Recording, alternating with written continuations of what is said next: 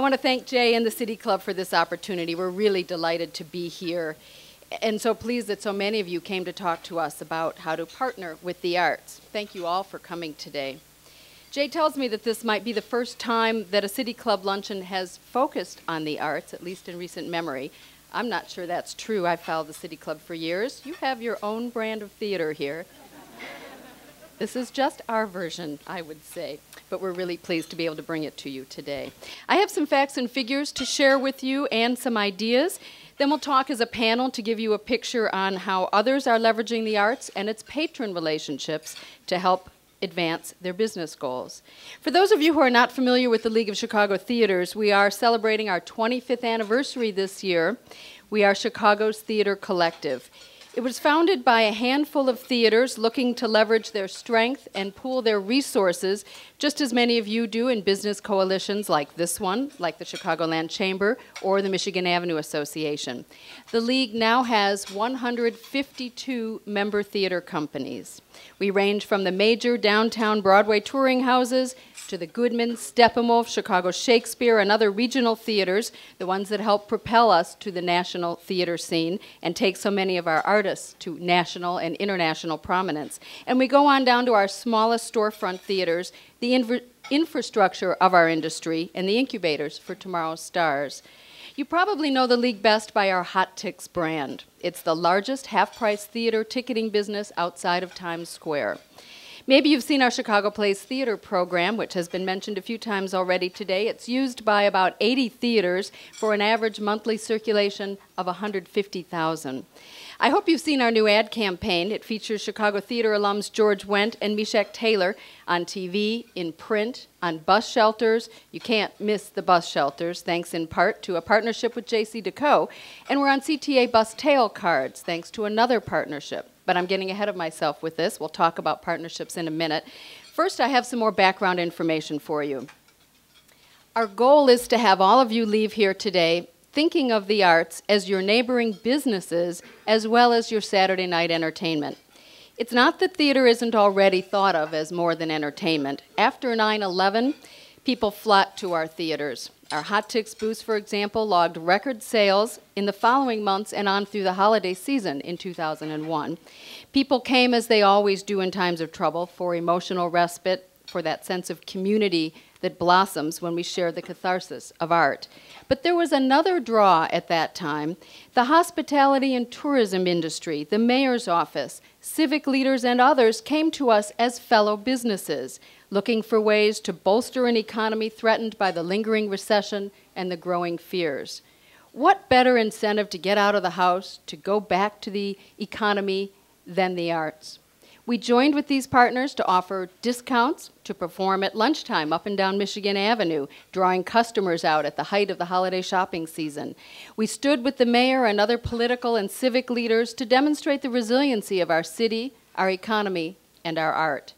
We're proud to help tell the story of our Chicago's economy, and we know that our part is more than symbolic. We're not just the B-roll in this news story, although we do sometimes provide the local color. If you check your brochure, you'll see how great the mayor looks when he stands next to the Blue Man Group, for instance.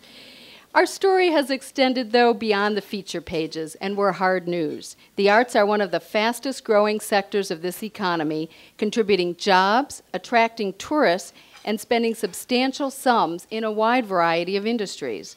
I'd like to acknowledge two people who make it possible for me to stake that claim with authority. The Executive Director of the Illinois Arts Alliance Foundation, Aline Valkanis, and Bill Kruger of CSL International. They're here with us today. Bill and Aline. The Arts Alliance Foundation commissioned CSL to conduct a study tabulating the economic impact of the nonprofit arts throughout Illinois.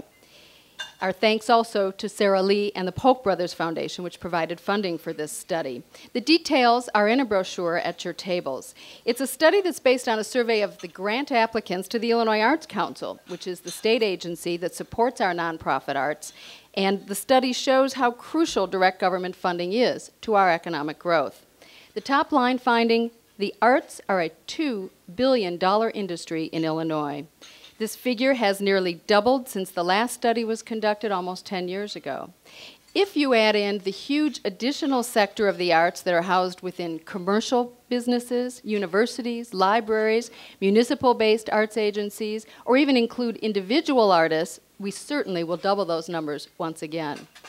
In addition to the statewide report, the Arts Alliance Foundation, CSL, and the League of Chicago Theaters measured the economic impact of Chicago's live theater scene.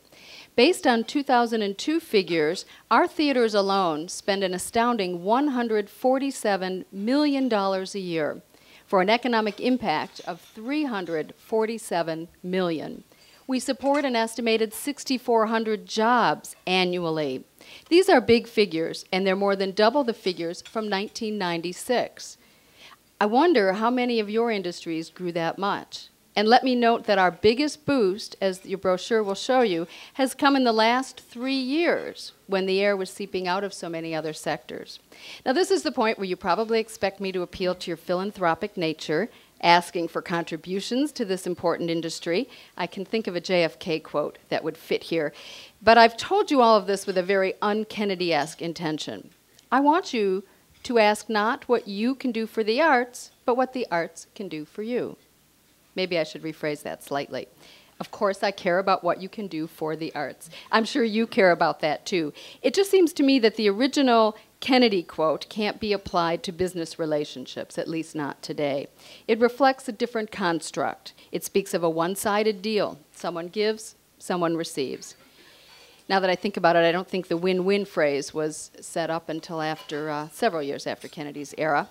You do business differently today, and so do theaters.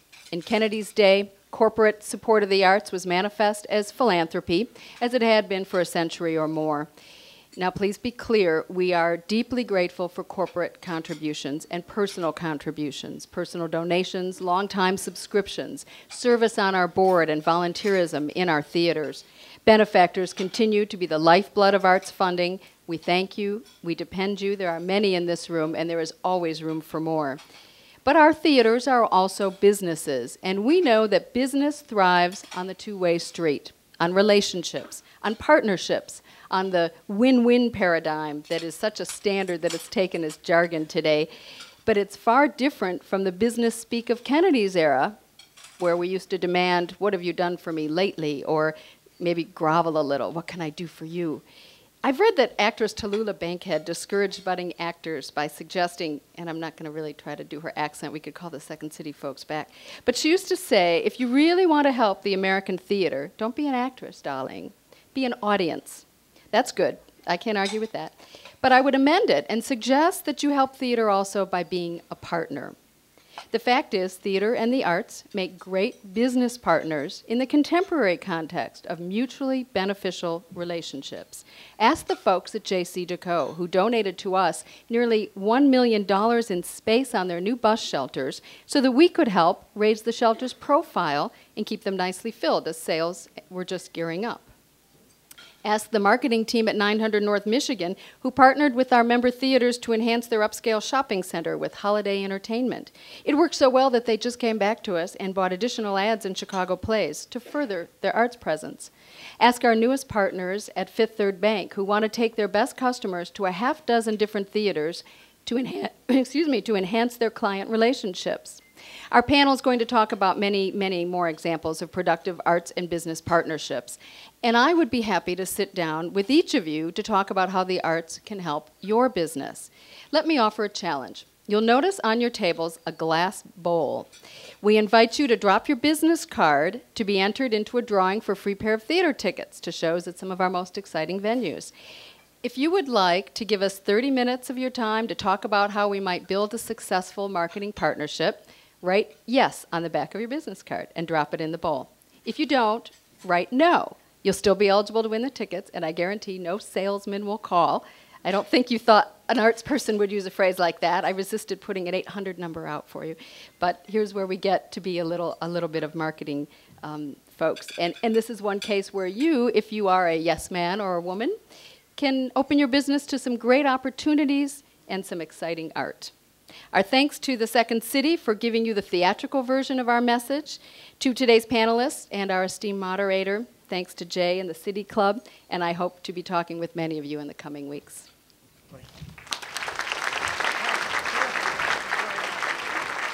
Well, thank you very much, Marge. I'm delighted to be here today. I'm a little intimidated. I've never moderated a panel before. But for those of you who haven't been keeping up with me in my post-Chicago Tonight years, I do want to get in a little plug, and that is that I am part and parcel of this world we're discussing today. I did a one-man show for Pegasus Theater 3 years ago, and starting on March 23rd for 5 weeks, I invite you to come see my new one-man show, in which I'm going to say what, after 48 years of journalism, I really know. That'll take about 5 minutes. And then what I don't know. And the title of that show is called Life is Maintenance. And that I've come to know. Pegasus Theater. Thank you. I want to begin today with Commissioner Berg, because, Commissioner, you have done so much work in past years to develop the theater in Chicago, the Theater District, the North Loop TIF. I remember moderating a panel on the future of theater in New York City at Columbia University after 9/11. And panelist after panelist, this is an all New York panel, all New York gathering, would say, parenthetically, as they were trying to make their point about what New York theater needed, well, if we could only do it the way they do it in Chicago. Well, if only we had a mayor who was behind theater like Mayor Daley is in Chicago. I mean, you would have thought that the 11th Ward was sprinkled all the way through that conference. But these were people speaking from their heart with their perceptions of Chicago. Now, with respect to partnerships, the city is seriously in partnership with the arts here and with the theater. Tell us about how that has or hasn't paid off, all that work you did. Well, I think that the study that's come out about the economic impact just really proves why we've been investing in theater all along. But like you said, I mean, the mayor just intuitively understood that. He didn't need to wait for some study to tell him that was the thing to do. You know, he remembers when the theater district was lively. He wanted to make it happen again. It was just a no-brainer for him, really. And then the commitment just stayed strong. So, for instance, downtown, we've spent about over $55 million in tax increment financing, matched by a 3-time match from private sector investment, but a really, really major commitment. That doesn't even count all the other projects we've done in the neighborhoods in terms of contributing land and TIF funds to the theater district, to theaters in the neighborhoods. So it's really wonderful when a study comes out and proves what we knew all along. But can you say now, if somebody said, well, make a presentation with some real data, can you say that this has paid off for the city of Chicago? And I don't mean the city government per se, but I mean for the entire city of Chicago? Well, I think that in terms of just the Schubert Theater deal that we recently have been working on, we've got information that says that within 20 years, we're going to be making $19 million worth back in taxes. That's including property tax increases and amusement taxes. So on a deal-by-deal basis, we absolutely evaluate each one of those for when our payback is. But that's just an economic kind of a payback. That doesn't even count for just sort of the added, the life. I mean, when I first was working on this, there was no Goodman Theater. I remember standing on the vacant lot at the corner of the theater where it is now and dreaming about when it was coming in, or standing in the Oriental Theater when it was mildew smelling and dark and dank inside there, and dreaming of a day when there would be people there at all hours like they are now. So I think it's those kinds of quality of life things that are just as, or even more important than the financial payback. Well, but I ask about the financial thing because we're here talking about the business partnership thing today, although what you're talking about has a longer range positive aspect to it, does it not, in terms of business? Yes, absolutely. I mean, it was already stated about Boeing and how they looked at that when they first came here. I mean, that was a major, that's not just a stated reason that we just say for the, for the world. I mean, it's really true that those kinds of benefits were really important to their decision of coming here. But what if you take a look at something like the Chicago Theater? Does that say that there's a downside to this ambition to try to make a theater district in an area that just simply doesn't have, say, the kind of mass that you experience when you come out of a hotel on Broadway and then walk to the theater on Broadway? Well, I think that the issue with the Chicago Theater, and we just had a successful national search for someone to operate the theater, was that really it was the original deal. You know, back in the 80s when the theater was threatened by demolition, we didn't have the Central Loop TIF to invest and make a grant essentially to the theater. They've had to sustain paying off a significant amount of debt all these years, and really it's too much for a theater to handle. So I think if we would have had the TIF back then that we have right now, we'd have an equally successful theater. So that's, you know, with the recent sale, we're basically forgiving the debt. We are making $3 million on the sale. There was $20 million worth of debt, but, you know, that's equivalent to what we've invested in, you know, the Goodman or the Oriental or the Palace. So it's not really out of whack with that. And it's, you know, it's Chicago's theater. It's the first one we saved. Yes. It's the first one. Jim Newcomb, most of us here don't buy 747s. There may be an exception or two. And so if we're talking about partnerships with the arts or with the theater, one might say of all of the corporations, why Boeing? Why would you even take up any time or any bother to deal with the arts or theater? Well, I think it really comes from the understanding that communities are complex systems, and Boeing is a systems integrator. And one of the things we know is that you need to keep the whole system healthy to keep everything working. And one of the key elements to a community's health, vitality, that drives people's desire to live there is arts and culture, theater, museums, whatever. And we know that for when our company moved here, and I was already a Chicagoan at that point and was hired on, one of the drivers of that decision, one of the most important factors, was what a great place Chicago was to live because of its theater community and because of its arts community. I had the opportunity to sit down with our former CEO and the former CAO at the time and ask them, you know, why'd you pick Chicago? And they said, well, you know, man, we went out to the Goodman. It was terrific. And that's how they make that, in part, the decision. It was such a good place for employees to want to be, and to be able to work a long day and then go out and see a show. It's something you can't get everywhere else. But if an arts organization wants to partner with you now, I mean, you're here now. Yeah. What is it that you expect? If I show up and I say, well, I represent the League of Chicago Theaters, and I really want to do some business with you. I know that your people love theater, and I know that you personally have been involved in the theater, etc. What is it that you want to know? Do you want to be able to get my subscription list? Do you want to know my demographics? What is it that you want in order for me to be a good partner and for you to be able to distinguish, say, the League of Chicago Theaters from some other wonderfully deserving organization that wants to partner with you? We look for the greatest positive impact in Chicago. So we don't need a customer list. We don't need you know, to know the demographics of your subscribers. What we're really interested in is seeing how dramatically your project will affect the art scene in Chicago. So you can be a very small theater company and still have a big impact. We're working, in fact, with 5 little tiny theaters. I mean, these are tiny, tiny theater companies on the far north side of Chicago and in the suburbs on a project to help build audience for all of them, because they are essential to the theater system. If you don't get plays on there and you don't get directors on stage there, you don't get a Goodman Theater. You don't get the people at the Goodman that you need. Tell us about that project. Well, there are 5 small theaters going from Skokie all the way up to Highland Park. Name the theaters. The Next Theater, the North Light Theater, the Piven Theater, the Apple Tree Theater, and what am I missing? And the Writers Theater. This is a powerful group. It's a terrific group, and they've probably won more Joseph Jefferson Awards, which is like the Chicago version of a Tony, than any group of theaters in Chicago, or at least certainly of their size.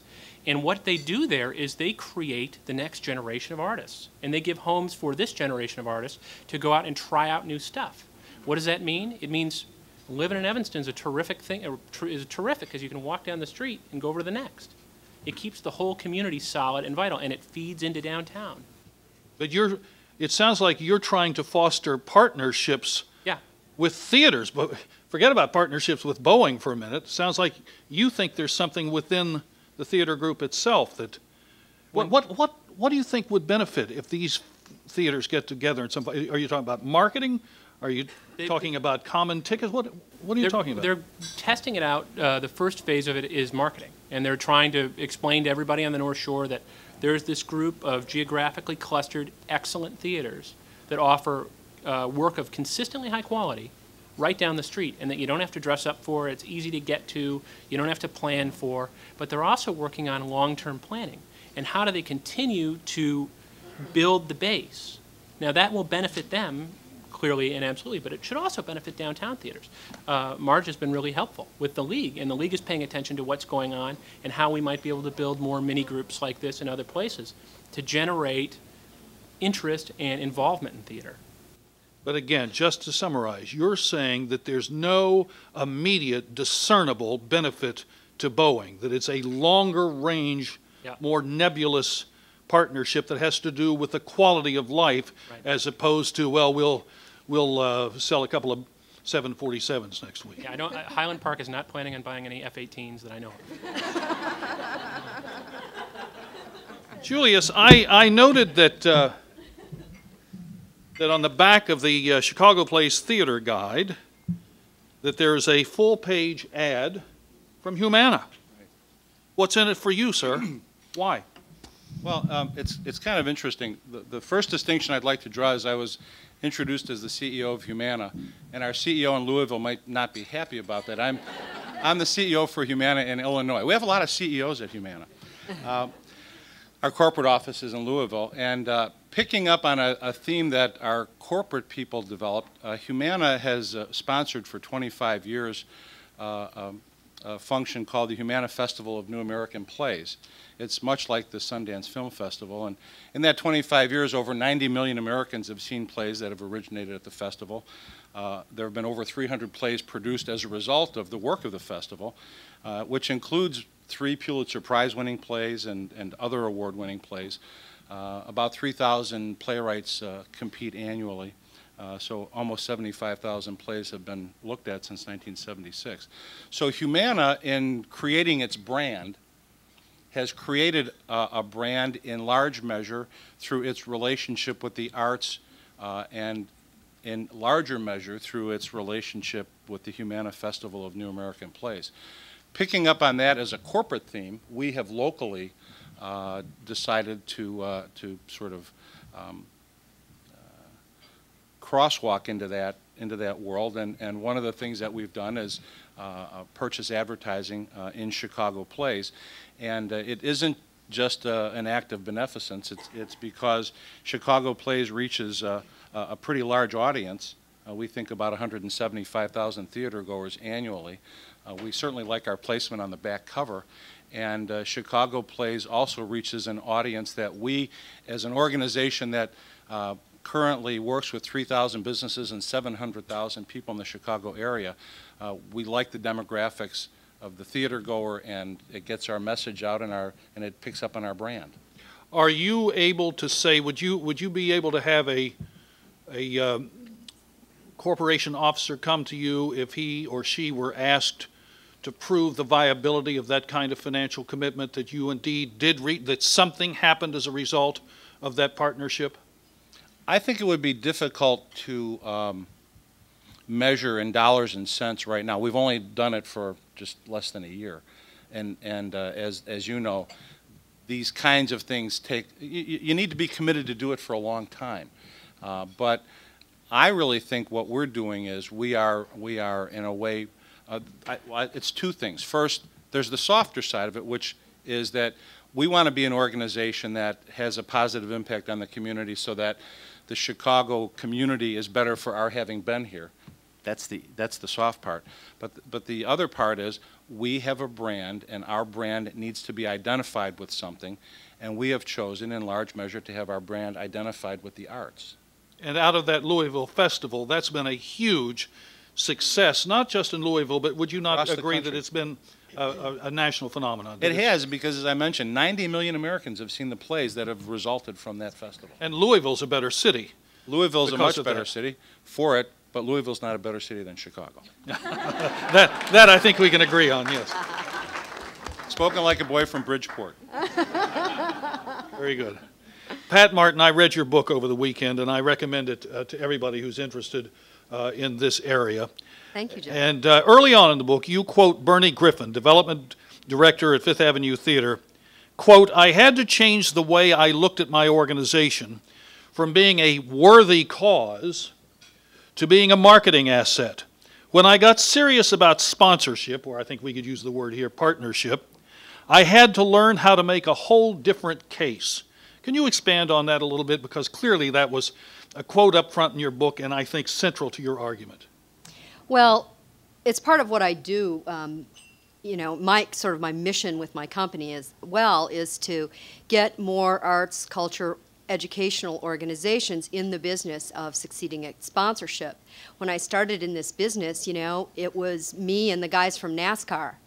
And when I found out that the U.S. Olympic program sells top-tier sponsorships for $45 million, and I thought about, you know, turning on the economic engine of arts and culture and harnessing that for a company, it became very exciting. And to do that, you have to kind of get both sides to start speaking a different language and learning how to deal with each other as business partners. So what I tell not-for-profit organizations in entertainment, and some of them are for-profit organizations in entertainment, that it's not a donation, it's a deal. And part of learning how to do that deal is learning to quantify what you do in terms of impressions, in terms of access to high-end patrons, in terms of imagery that is provocative and interesting and creates a business point of difference for a product, to create an environment whereby if you're sampling a glass of wine in the lobby of the Goodman Theater, it creates a certain cachet that inspires you to buy that wine. Those are all the ways that arts and theater organizations really need to start pitching themselves to companies. It's not anymore, can I get a grant because I only need $4,500 to repair my curtains? Which doesn't mean you can't ask, that doesn't mean there can't be a conversation about $4,500 for the curtains, or that you can't make a philanthropic appeal. Is that true? In other words, everything doesn't have to be partnerships, but you need to know which one if you're going to step up to the plate with a partner, you've got to be able to be honest and say, I want a partnership versus a handout.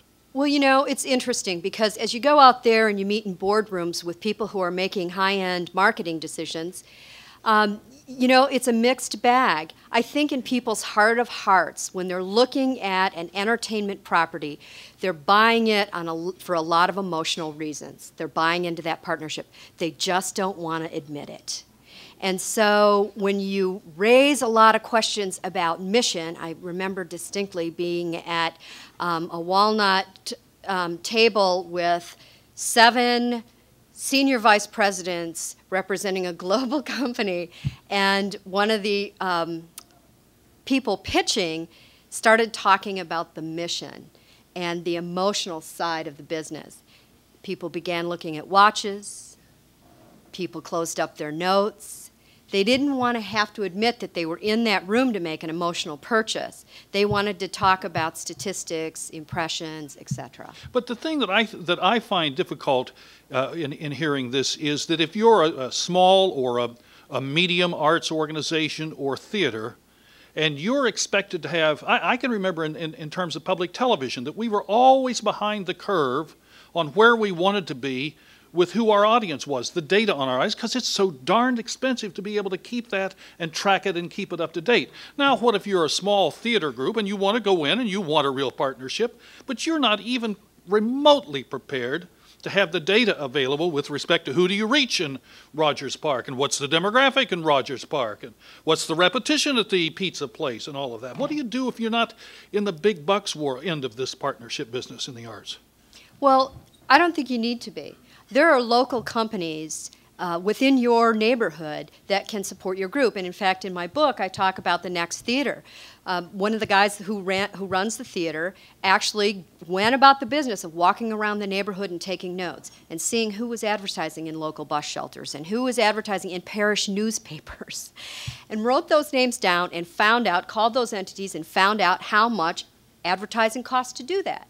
Tallied that up, set his price point, went and knocked on those doors and said, at the Next Theater, here's what I'll give you.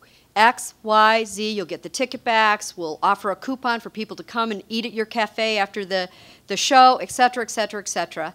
And here's the price, and it was less than these pizzerias, cafes, et cetera, were paying for all their other advertising, but they were getting more impressions. He signed sponsors. So in other words, that's a part of the book that deals with how you are pricing your potential partnership. You might not know what to ask for. And you're saying you go about, it's the same way when you look at the property next door to where you're living if you want to have some sense of what the assessment is. That's right. If there's one thing to understand, it's not about what you need, it's about what you're worth. And what you can offer. Can you give us a couple of three more specific examples of good partnerships in the arts that you think have paid off for both the arts organization and the corporate partner? Oh, sure. Just in terms of tourism, LA County did a Picasso show. They partnered with a local restaurants and a local hotel. They created a very high-end package that you could get special tickets and a private tour with a curator if you booked 2 nights in the hotel and dinner at the restaurant. Well, the show sold out. So the only way to get a ticket was to spend 2 nights in the hotel.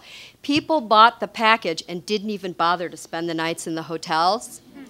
So you can just imagine how valuable that was to the hotel. Plus, the show ran for 4 months. So this wasn't a weekend deal. So there's one example. There are plenty of examples.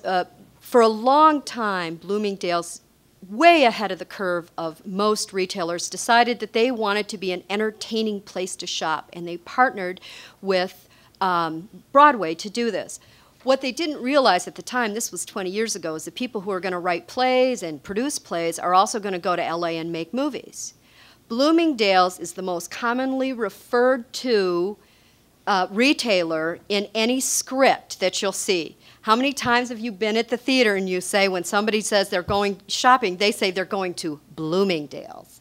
That's, you can't buy that any other way. This is product placement. Absolutely.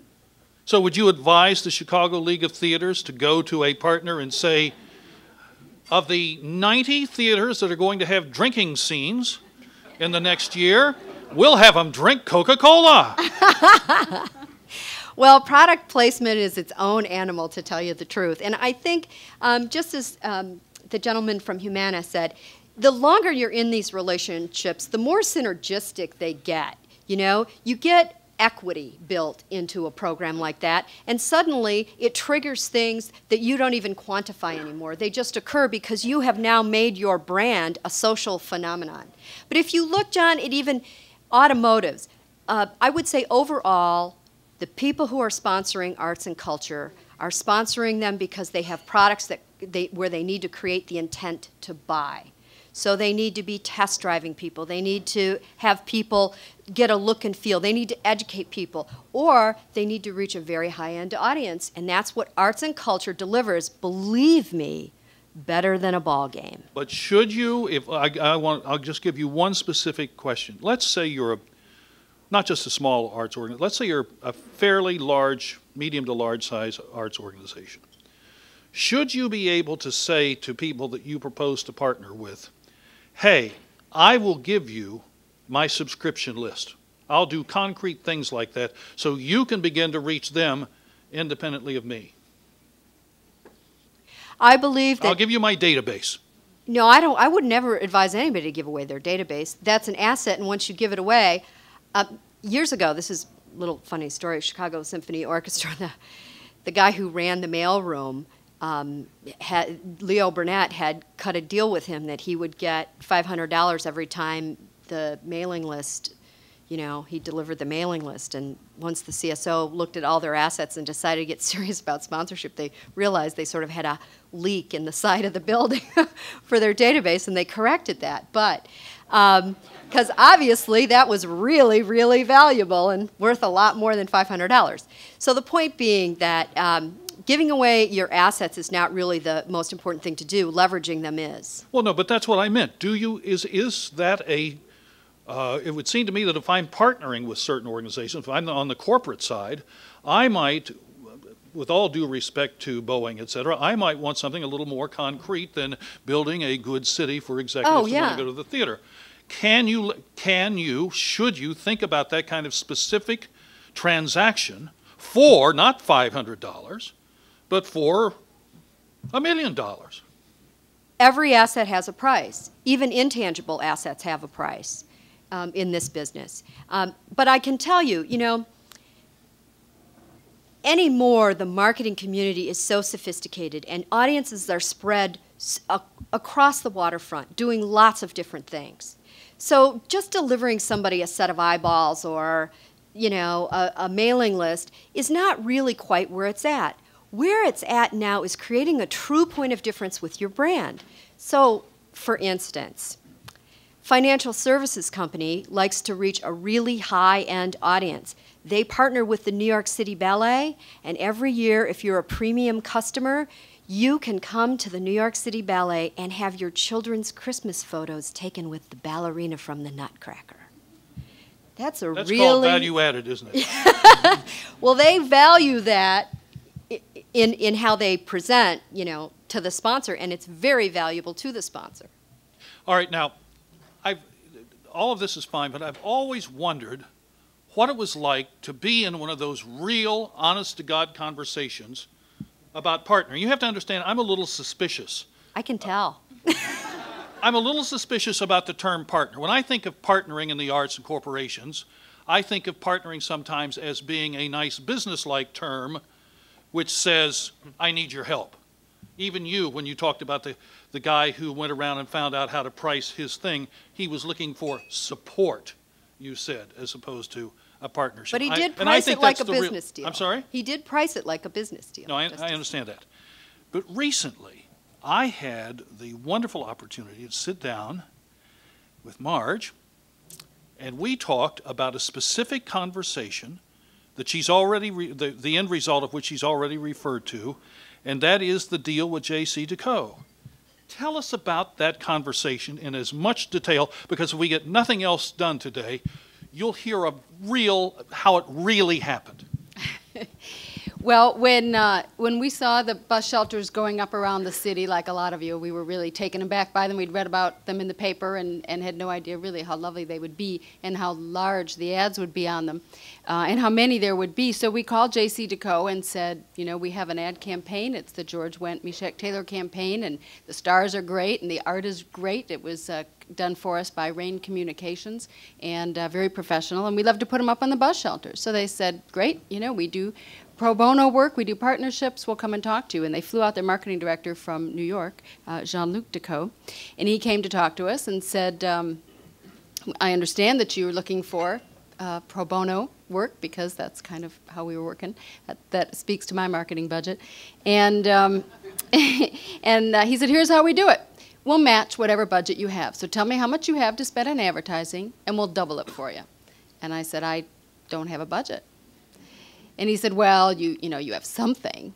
Whatever it is, we know it's not going to be huge. We'll double it for you. We'll really give it a better impact. I said, I have nothing. I think that I can pay to print them, although if you have a printer, I'd love to talk to them, too, about a partnership. But otherwise, I could probably come up with that money. But otherwise, no, I don't have any money to display them. And he put his portfolio together and said, okay, that's great, you know, glad to see you. And I said, no, wait, we have other assets. I think maybe we have something else that we can do that would be of help to you. He said, what could you possibly have that would be of help to us? So we went through a list of a few things that he didn't think he needed.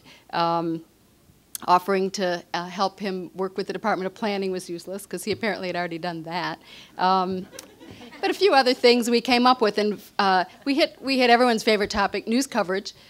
I read an occasional piece in Crain's, and getting in the business pages, especially getting in Crain's with a positive mention, is not so easy to do. As you know from the business side, they're maybe kinder to the arts than to business.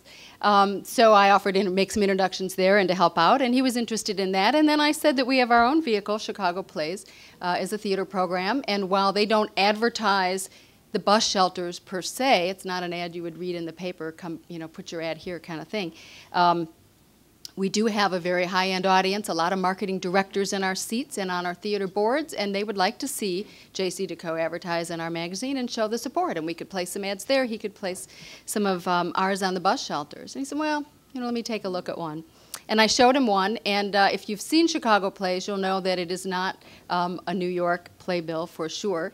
It's local. The pictures are local. On the theater guide, we'll use our local productions, and on the program that you see in the theaters, they're street scenes. We'll put in a little element of theatricality, much as we did at the beginning of our session today, so that the scene won't look quite the same as it does to the everyday passerby. But it's a Chicago scene. So as soon as he saw that, he got excited. He said, I have a cover for you. And he brought out a picture of Michigan Avenue at sunset. It was lovely, and in the center of Michigan Avenue shot, of course, was a bus shelter for J.C. DeCo. So you could put your ad right in there on the cover, and it would look great. And I had to agree. It was a lovely cover, and it was our November cover. And because of that, we got nearly $1 million worth of space. $1 million. Very good.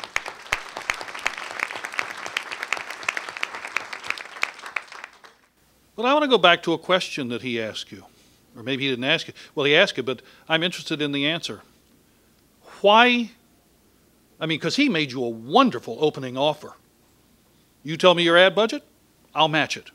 That doesn't come along every afternoon. No. Question, at this point of maturity, why don't you have an ad budget? The flip answer would be we haven't needed to. We have gotten, throughout the past year, great partnerships to support an ad campaign that has been on every major television station, on the bus shelters, on the CTA, in the Tribune, the Sun-Times, the Reader, New City, and for that entire campaign, we've had an outlay now of under $50,000. But should you develop your own advertising budget instead of depending on the kindness of strangers?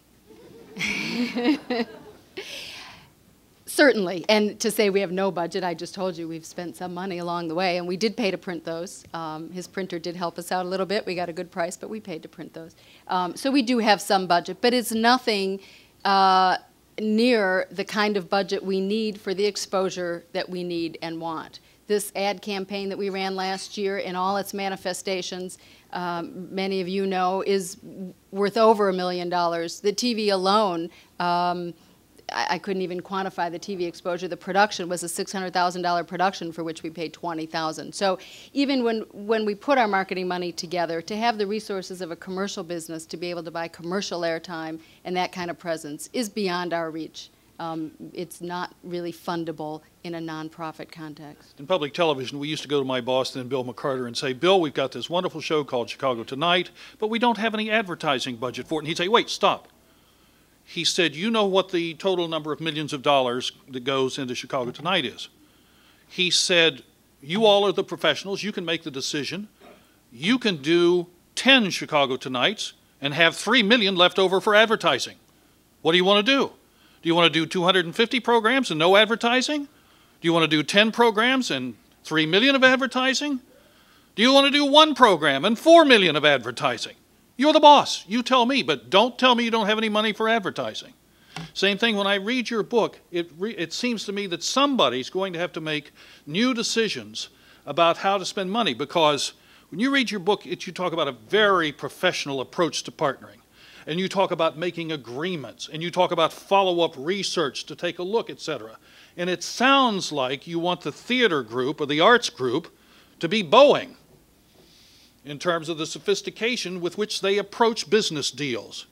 And all I'm suggesting is that's going to take some rearrangement of a theater or arts group's budgeting internally. Would you agree with that? You got to spend money internally to make it? Yeah, a little bit. You have to spend money, but a lot of it also has to do with training.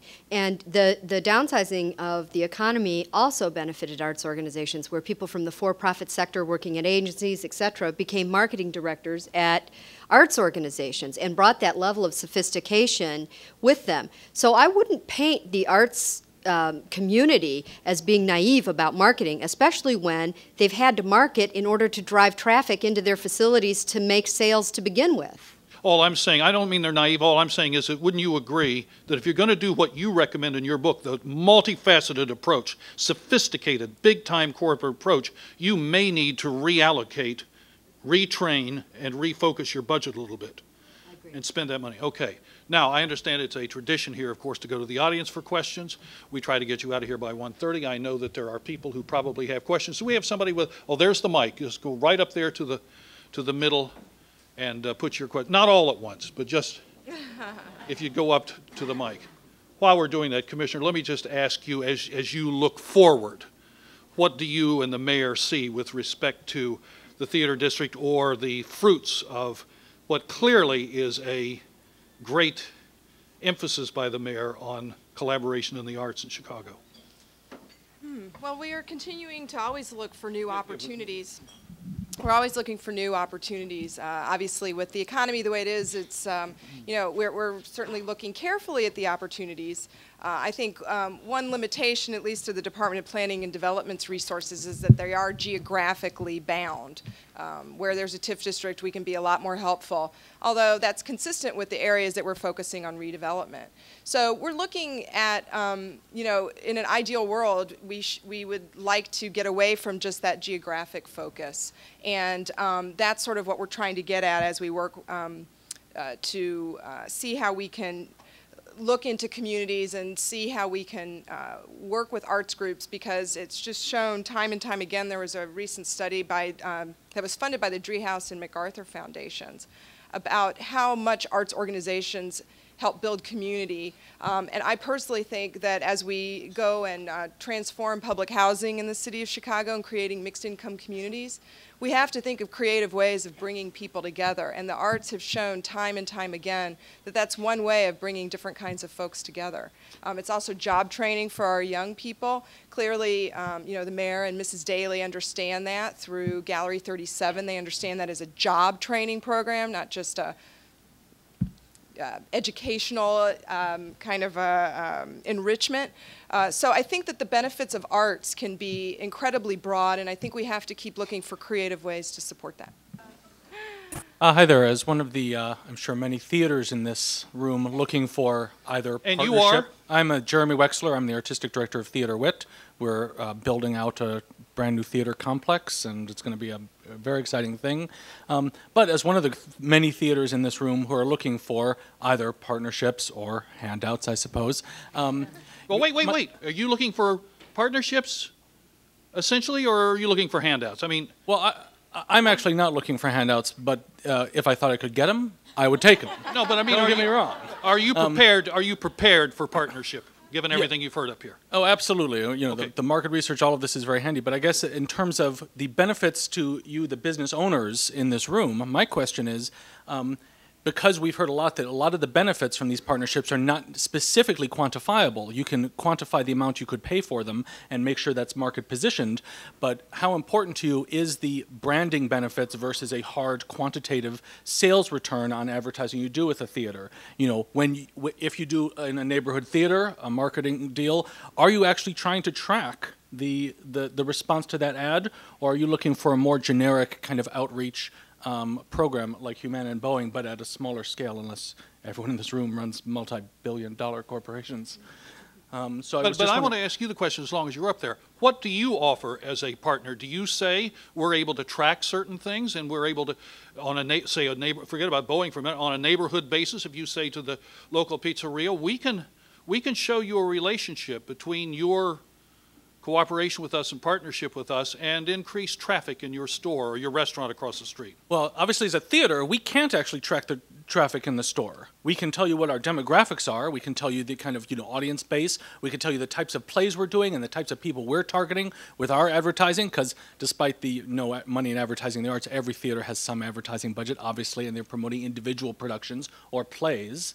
But we can't tell who goes back to your store because they saw that ad, unless we had a really large staff and a lot of time. So my question is, you are now the pizzeria owner in your neighborhood.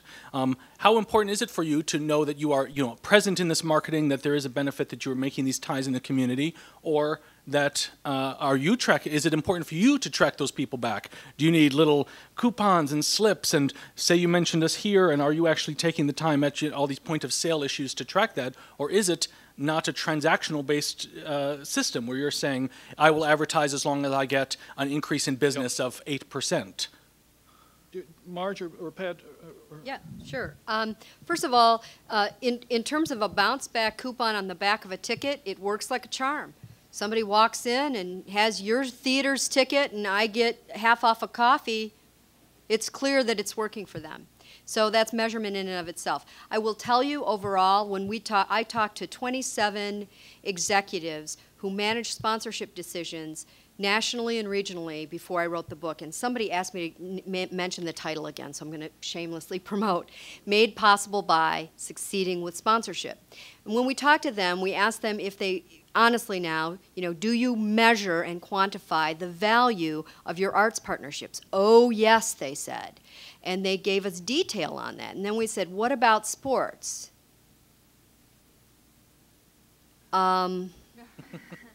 Well, one guy, he worked for a very large accounting firm. I'll never forget, he said this to me. He said, look it, when I sign that deal with the PGA every year, nobody walks into my office and says, well, that was a dumb move. Guys walk in with their putters and say, good idea. You're a smart kid. You're going places. So that's all to tell you that arts and culture promotions, because they're outside the pale, they're new to the environment, get measured at a higher standard than the existing sports marketing deals that have been done for 20, 30 years almost. Jim, you wanted to comment. Yeah. I don't think it's an either-or proposition. I think you have to, for example, I'm in the Community Relations Department of the Boeing Company. It's a segment of the business that is dedicated to helping out in the community. So what we measure is how much we do in the community. Now, if you're getting money from us, like, say, the Garfield Park Conservatory, we want to know that 600,000 people saw Chihuly, and 160 saw anything before that. That's what we're looking for. Now, if you were getting money from our marketing department, they would want marketing information. So the real answer is know who you're talking to. And I don't think it's particularly complicated to gain psychographic data for who your audience is. It's already been done. The Arts and Business Council of Chicago did it. They have tons of information about who goes to see theater, how much money they make, where they live, where they're coming from. All you have to do is sub-segment that by sampling your group a little bit and then talk it up. But it's been done. You don't have to do original, involved quantitative research. It's been done 100 times. Go to the NEA website. It's tons of it. Did you want to comment, Ms. Marshall? And then this will be our last comment. I think I would probably just echo and put together what both of them have just said, that the arts, we can quantify. These are our assets. Sometimes we're not aware of them, and sometimes we don't know their value to you, as in my example with JC I needed that conversation to find out what it was they were after. They ended up with a mention in Cranes. They ended up with something in the Sun-Times also, and they ended up with these shelters filled all over town while they're gearing up to sell them otherwise. So when you can identify what the needs are, we can identify how we can fill it, and we can track it with the statistics, with the coupons, with the other kinds of results that are out there and that can be tabulated. It's just like any other partnership, and as Pat said, not that we want to get competitive about it, but we think that it's a more valuable partnership than many that have been involved in already. There's a major corporation in town that I met with not too long ago who had $4 million in sports arena sponsorships, and I asked about that, and they said, well, we've always done those, from the 80s. That's when everyone put their money into sports. I guess we could look at that again. I don't know if we get much out of them anymore, but we're doing it this year, though. I thought, that's a good story. Theaters versus sports marketing. War. We have nearly as many tourists coming to see theater and far more coming to see the arts overall than who come here for sports. And I don't think our teams have been winning lately. The good man never loses. Our teams are now a part of the theater world called tragedy. Commissioner. Actually, I don't want to put anybody on the spot, but I do see one of our local Chamber of Commerce representatives here in the audience today. And I'm wondering how, I don't know this, but this is something that I'm actually going to go back and work on. how many of our local chambers of commerce really get with their theaters and work on making those kinds of partnerships with the theater groups? Because I think that, I'm putting her on the spot, but I think it's a really great idea. And you are. I'm Ellen Shepard. I'm with the Andersonville Chamber of Commerce. And we had a very successful arts and business partnership in October of this year. We held an arts festival that was created partially by staff and also partially by arts organizations coming together under the auspices of the chamber.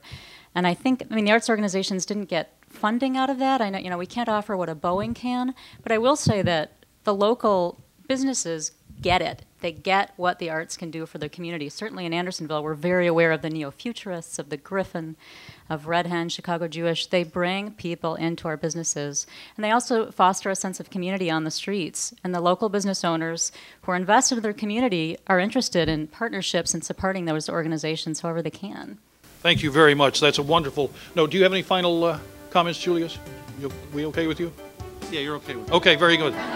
Would you give a big round of applause to this wonderful panel? Thank you very much, Jay.